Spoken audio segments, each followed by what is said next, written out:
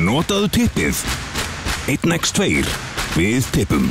Pétur, úrvalsdeildin hafin og þú ert í fyrsta sinn að þjálfa í úrvalsdeild. 2 leikir búnir, sigur og tap. Þetta svona byrjun sem nýliðar mega sætt sig við?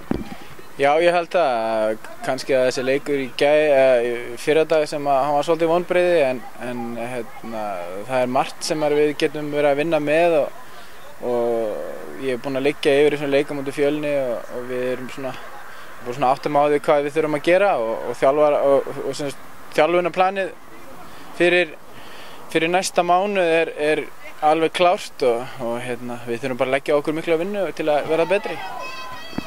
Þið eigið sterkan leikmann inni sem í meiðslum, Kristján Pétur, getur við sagt okkur hvað langt í hann? Já, ég myndi segja að það væri svona cirka 3-4 vikur í hann á fullu en hann er að koma sterkur inn og kemur núna sterkur inn þegar hann kemur og ég held að hann styrkir liðið klárlega. Hann gefur á aukna breidd í þetta en það er svolítið í hann ennþá og hann er að jafna sig eftir speklunum hér. Fór nokkuð allt í bál og brand hérna fyrir vestan þegar eitthvað var spáð falli? Er fólk ekki alveg búið að jafna sig á því? Ég held að það var alveg viðbúið. Það er oftast þannig þegar liðin koma upp, nýliðarnir þeim oftast spáð falli. Ég held að það sé bara alveg eðlilegt og við þurfum bara að afsanna það og það hefur sést að við unnum Skallagrím í fyrsta leik og Skallagrím vann síðan Njarðvík núna svo deildin jöfn og ég held að kannski þessi spá sé ekkert alveg gífurlega marktæk. Hópurinn þessi hérna á Ísafirði, hver er raunhæf markmiðasetning fyrir hann?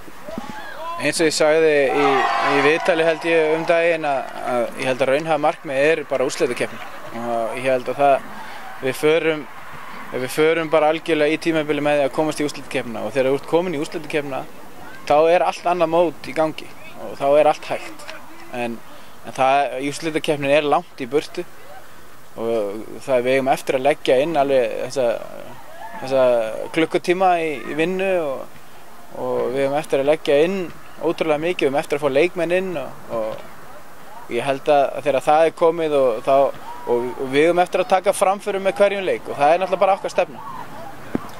Yfirburðalið í fyrstu deild búist við falli úr úrvalsdeild núna. Geturðu kvittað upp á það að stökkið þarna milli þessara tveggja deilda sé gífurlegt? Það er ekki gífurlegt, milli kannski svona 3 efstu liða í fyrstu deild og kannski 4 neðstu liða í úrvalsdeild ekkert svo mikið stökk. Ég held að það hefur sýnt sig fyrra í Lengjubikarnum þar sem við lentum í öðru sæti í okkar riðli. Það ekkert svo mikið en ég held að það fer eiginlega allt eftir hvernig prógramið hjá liðum, hvernig þeir haga undirbúningi og æfingum og annað og eins og við í fyrra við vorum í gífurlega góðu formi, byrjuðum undirbúningum mjög snemma og það náðum við svolítið svona jumpstarti á tímabilið í fyrra og það hefur ekki gerst núna svo við erum að kannski glíma við annað eins og Þannig að þú ert að gera það fastlega ráð fyrir að verið pínulítið lengur í gang? Ég gerir ráð fyrir því, já og við eigum eftir að leggja inn nokkuð mikla vinnu en ég alveg sannfærður það að við verðum komnir í gang fljótlega. Að lokum áður en við sleppum þér Jakinn, þessi heimavöllur, er þetta ekki klárlega góður staður til þess að setja markið á 10-12 stigið?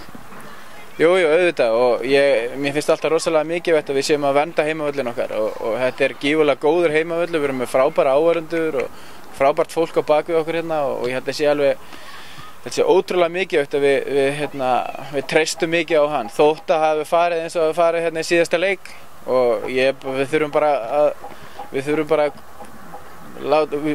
einhvern veginn að láta að koma fyrir þetta má ekki koma fyrir aftur. Svona frammistaða bara alls ekki líðandi.